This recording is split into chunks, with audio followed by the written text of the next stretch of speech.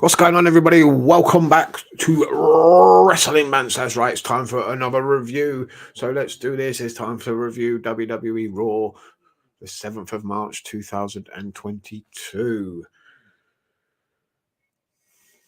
Big up. Decent show, actually. I've got to admit it was okay. We had new tag team champions, Hall of Fame announcement. Had a story built throughout that ended with a challenge thrown out there at the end of the show and a few other highlights to talk about. But let's go through each and every moment of the show, shall we? Let's start right from the beginning. And they kicked off the show with the tag team title match, a triple threat tag team match with Alpha Academy, who I have enjoyed watching over the last few weeks. I enjoy Chad Gable. I think he's a good character. He's done really well. One of the highlights of Raw for me. Kind of disappointed, actually, that they didn't hold on to the title belts. Otis as well, good in the ring. I like this tag team, Alpha Academy. I'd like to see more of them, but unfortunately, we're not going to be seeing them at WrestleMania because they lost the match. RK Bro get the win, and they are once again the tag team champions. Randy Orton and Riddle, not Matt Riddle, just Riddle, got the win after some good action in the ring. Really enjoyed the match, back and forth, loads of action in the match. I thought Rollins and Kevin Owens were just fantastic throughout this match, and they put on a great show to kick off the show, and unfortunately got screwed out the titles. Well, Riddle throws Rollins over the top rope and capitalizes on his finisher, pinning Chad Gable. 1, 2, 3. We got new tag team champions. While I thought they might be going the route of Riddle versus Orton at WrestleMania, it looks like I don't know who they're going to be defending the titles against at the moment. They haven't really done anything in that sort of way to build up a challenger. I know that Street Profits are looking for a challenge at some point, but I don't know if they're up there yet at the level of Orton and Riddle, really. I'd like to see, to be honest with you, like I've said in the past, let's just unify the titles. If we're doing it for the world title, let's do it for all of them. And let's do the tag team titles as well at WrestleMania. Usos versus RK Bro, easily the two best tag teams they've got in the WWE at the moment. Why not put them up against each other and make one tag team champion? The women's have already got one tag team champion. We only need one tag team champion. You don't need two. Your divisions are lightweight, watered down. It'd be a lot stronger if you formed and brought them together and just had one tag team champions. So either, I don't know what you can do. Just a normal match, ladder match, whatever you want to do. Yeah, Usos versus RK Bro for me would be the way to go at WrestleMania. Other than that, I can't see what else they can really do. Usos need a match as well. RK Bro need a match. So I put them together. There you go. You've got your match. You've got a good tag team match with all the titles on the line. Big feel to it. Put it on one of the nights. And there you go. Sorted. The match itself, like I said, was a good way to start the show. One of the best matches of the night. I did enjoy it. And I like that this kick-started the story for Kevin Owens. Nothing else really happened for Seth Rollins the rest of the night. We saw him walk away. Got interviewed backstage later on. What they're going to do with him for WrestleMania, who knows? Who knows? Could it be maybe? Rumors are rampant at the moment. Maybe it's Cody Rhodes. Why not? Raw's in Jacksonville next week. That would be a good place to debut, wouldn't it? Could you imagine him debuting there? Oh, my goodness. Anyway, another title was on the line, the 24/7 championship held by Dana Brooke. Nobody cares. Didn't really see. Where was Reggie? Was Reggie out there? I didn't really see him. He didn't make himself known anyway. I think he might have. I don't know. Dana Brooke gets the win after a sloppy match at best. No one's really interested. The crowd don't care. Nobody cares about Dana Brooke. Nobody cares about Tamina. Nobody cares about Tozawa. Why should we care? Why is this on our TV? Just abysmal. Just bad. Bad. Talk about bad. We had a segment with The Miz, who is from Cleveland. Well, they're in Cleveland. And he gets a good reaction, the hometown boy from the Cleveland crowd. And then introduces Logan Paul, who's gets a mild sort of reaction, few boos, few cheers. Same when he's talking on the mic, few boos, few cheers. Jerry Lawler comes out, place just pops. And then they talk about having WrestleMania in Cleveland. Miz is like, no, I don't think so. It's not big enough place to have a WrestleMania. Fans boo, and that's the end of the segment. What? You're Jerry Lawler on the show. You're trying to build up a match for Logan Paul at WrestleMania. And this is the best you can come up with. You're in Cleveland. Where are the Mysterios? Who wrote this? Who okayed this? Who thought this was a good idea? This was just awful. Just what a waste of like precious TV time. I know they've got 3 hours and it is a long show, but why? What is the need for this? It made no sense whatsoever. What was the point?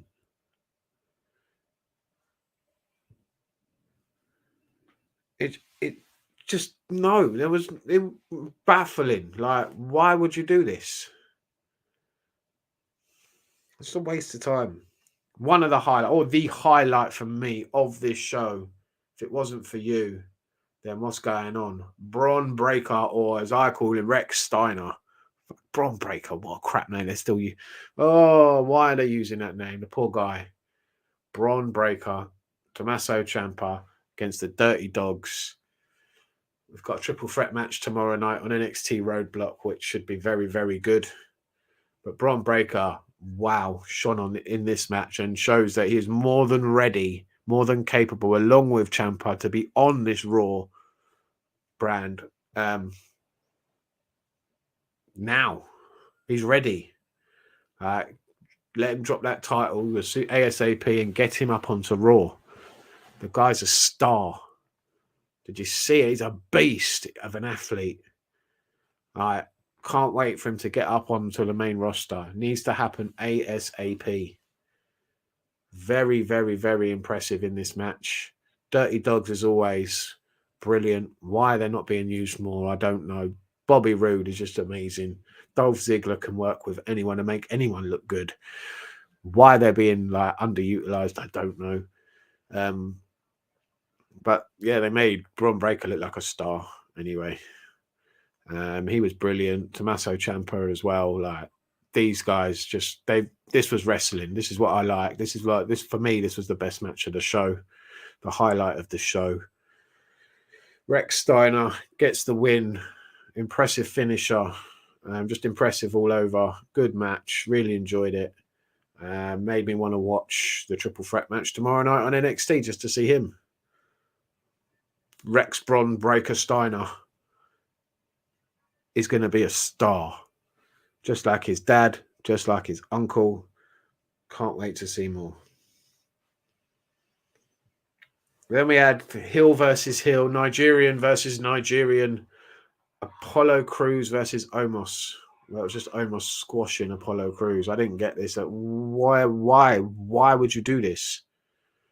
What happened to Apollo Crews? Like, all of a sudden, he's like a jobber now with his buddy Aziz.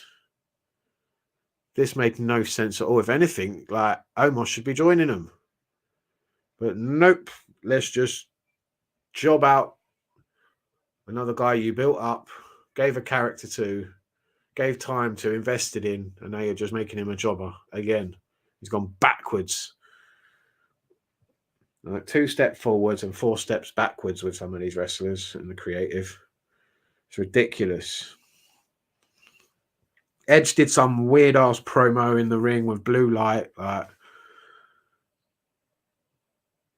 just, yeah, I don't know. It's like a couple of weeks ago, he's a good guy with his wife going up against the Miz. Then all of a sudden, he's some psychopath. Just switches like that. But I like heel Edge, I must admit. But this promo kind of lost me a little bit. I will say that. It wasn't the best. Kevin Owens is backstage again, muttering to himself, getting interviewed by an Irish guy. And yeah, he's going to let us know what his ideas are for WrestleMania. He's got an idea. He's had an epiphany.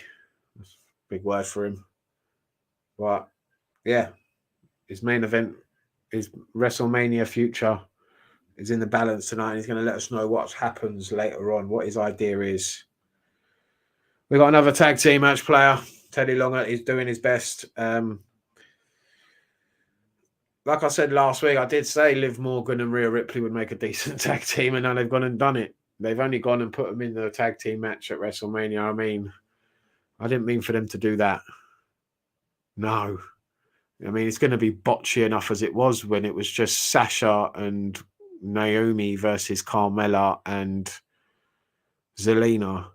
But now you've added another team into this mess, and it's just going to make it even more like awkward and botchy and just dreadful, and not looking forward to it. Not a match I'm like anticipating with like any sort of excitement whatsoever. The match itself wasn't great. The finish was just stupid. Corey Graves was probably the highlight of this, to be honest with you. And I could see him managing Carmella at some point, coming away from the announce desk maybe at some point and being a manager. Could work. He knows how to work. Supposedly there were rumors of him being cleared and being able to wrestle again. So, but for me, I think he'd make a better manager, corner guy for Carmella. But Carmella just annoys me anyway. She's decent in the ring. I'm not going to say she's bad, but so is Zelina. But the finish for this match was absolutely ridiculous. For some reason, Carmella just stops fighting to go and flirt with her fiance, Corey Graves, at ringside or at the commentary desk, leaving Zelina high and dry. And Rhea Ripley picks up the win. And her and Liv Morgan are in a WrestleMania. And that's it. That's the storyline. There you go. I'm guessing they're dropping the titles at WrestleMania. Zelina and Carmella. It's just who's going to win them. Is it going to be Naomi and Sasha Banks? Is it going to be what's the other ones? Rhea Ripley and Liv Morgan. I don't care. I'm not bothered. It doesn't matter. They've put no effort into these women's tag team title division whatsoever. So why should anybody care?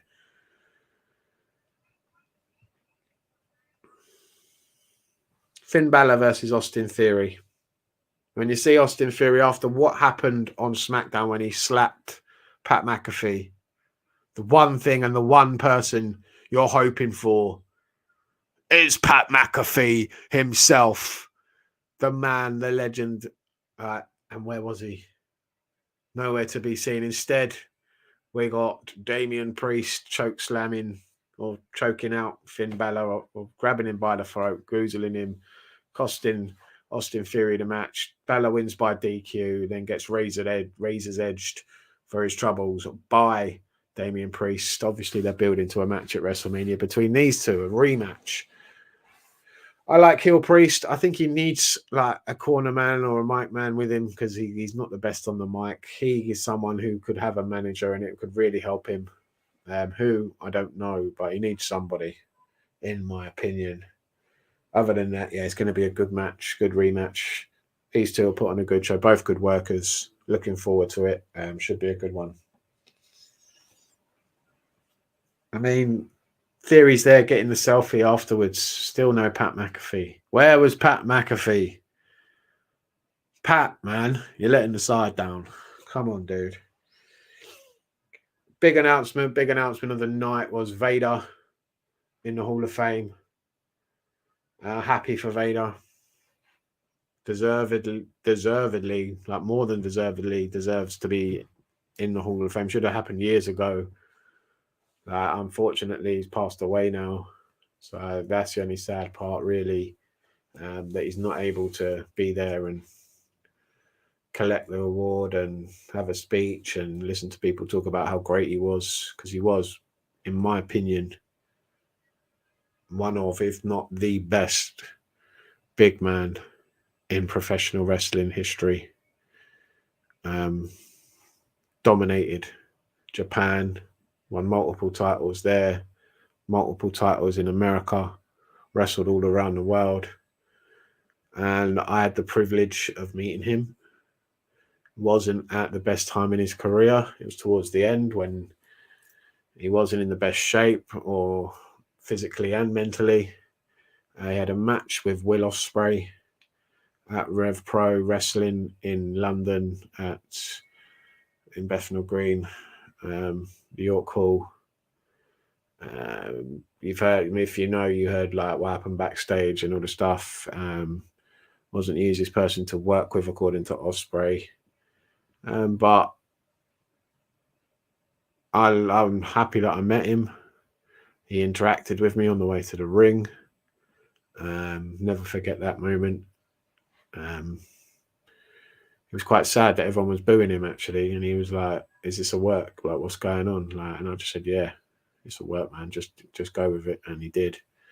He looked like a shell of himself, which was sad, but I was happy that I got to meet the guy. He put on a good show, in my opinion. It was a decent match between him and Ospreay for what he could do, and it worked. So, yeah, I'm happy that he's in the Hall of Fame. He's had some great feuds over the years. One most memorable for me would probably be his one with Cactus Jack in WCW. When he came to the WWF, WWE, he wasn't he wasn't in the best shape. Probably his best feud was he should have won the world title with Michaels, but there wasn't really any standout ones, really. I just think it was like his match with Kane was pretty cool. Won the titles with tag titles with Mankind. Yeah, not a lot in the WWF to really write home about in Vader's run. He was really dominant in WCW, like early 90s, like just I've never seen anything like it before. In Japan, he just killed it. Just absolutely dominated out there. So happy that he's in the Hall of Fame. Don't know how many more they're going to add to the class. You've already got Undertaker and Vader, two big names already in there. Obviously, Undertaker is the headline. Vader, big name though, big name. Just a shame that he's passed away. R.I.P. big man. And yeah, I'm looking forward to see who's going to talk for him. Who would induct him is the question. He won't do it, but managers that he had, Jim Cornette. Could you imagine? He wouldn't do it though. He wouldn't. No, he wouldn't. Who else is there really? To be honest with you, Mick Foley would be a good one, possibly. Like I said, he had a great feud with him. Mick Foley lost an ear because of him. It wasn't his actual fault, but he did knock it off in the end. Yeah. Trying to think who could induct him is Flair had a couple of decent matches with him. Steamboat had a couple of good matches with him.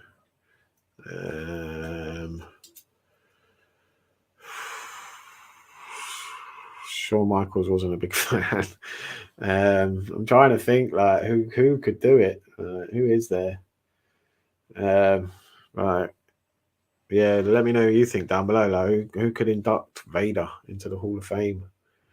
Anyway, let's move on to really what was the last bit of the show.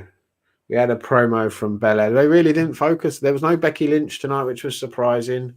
Licking her wounds from the scars from the whip of the hair. Like I said, man, I'm expecting her to cut that shit off. Like, why would you not go there and do that and build some actual fucking heat for this match? No reason for us to care about it at the moment. Nothing whatsoever. But Becky Lynch is just going to go in there and just, let her use that hair as a weapon. And it's legal. So there you go. If it was me, I'd be cutting that shit off, man. By any means necessary. We finished the show with Kevin Owens in the ring. And the rumours have been rife for weeks and weeks that he will be facing at WrestleMania the greatest of all time, the best to ever step in the ring, to lace up the boots. I don't care what anybody says. Stone Cold Steve Austin. And wow, I want to see Austin. I want to see him get in there, hit a stunner. I want to hear the glass break. I want to see him drinking beers, kicking ass. I don't want to see like a 20-odd minute match. That is not what we were going to get ever. They're doing the KO show at WrestleMania. His guest is going to be Steve Austin. That was it, really. He just said, I'm going to do the KO show at WrestleMania. My guest is going to be Stone Cold Steve Austin. Please, Steve Austin, say yes. That was it. There's no story to it. No, nothing to cling on to. No, heat or anything. It was pathetic. It was more in begging Steve Austin. Please, Steve. Please, Mr. Austin. Please, Mr. Austin. Can you come to WrestleMania? Austin's responded, said yes, he's going to be there. But they could have just done it better, in my opinion. Maybe they'll do something better building up to it. I don't know. Will Austin appear at Raws before WrestleMania? I doubt it very much. I could only see it. He's probably just going to be at WrestleMania. One thing, one and done. We ain't getting a return of Steve Austin to the ring for a long period. It is just one segment of WrestleMania. I'm happy about that. I'm a big Steve Austin fan, always have been, always will be. And I'm happy that it's not going to be something that could tarnish his career like what Shawn Michaels did in Saudi. That was ridiculous. He obviously knows his limits, what he can and what he can't do. He'll give us the best he can. Steve Austin won't be the same Steve Austin we're all used to, love. He's a lot older now. It's been 19 years since he stepped in the ring at WrestleMania. It's not a match, though. It's just a little talk show thing. And can't wait to see it, really. Steve Austin, baby. Stone Cold Steve Austin. Hell yeah. He's coming to WrestleMania and he's going to stun Kevin Owens. Obviously, you're not going to do anything else, are you? You're not going to have Kevin Owens go over on Steve Austin. That would be ridiculous. Not much else really happened on the show. That was it. That was Raw. I enjoyed the opening match and the tag team match with Braun Breaker, Rex Steiner. Apart from that, the show wasn't that great. Not the best Raw. Better than it has been in the past. But yeah, there were a lot of bits on it not for me. Sorry. Anyway, let me know what you think down below. Thank you very much for watching. This has been Wrestling Bants. Another episode of Raw. It's hard to sit through, man. It just drains you. Look, I'm drained now doing this. After watching that, just draining. 3 hours. They cut it to 2. Took out some of all the long-ass winded promos. some of the long drawn out matches, take away some of the pointless matches, it would be actually a decent show. There's so much crap in it that you've got to sit through to get to the good bits. It's hard sometimes. Hard. And without Bobby Lashley, a couple of other people that aren't on the show, it's hard to watch, in my opinion. I think it would be better if they did stop this brand split and focus on your top guys, and then you can reshuffle it every now and again and let people have a break and bring fresher faces in. It's just hard to watch. 3 long hours and all the advert breaks. My goodness. Anyway, that's Raw. This is Wrestling Bants. Thanks for watching. I'll see you next time.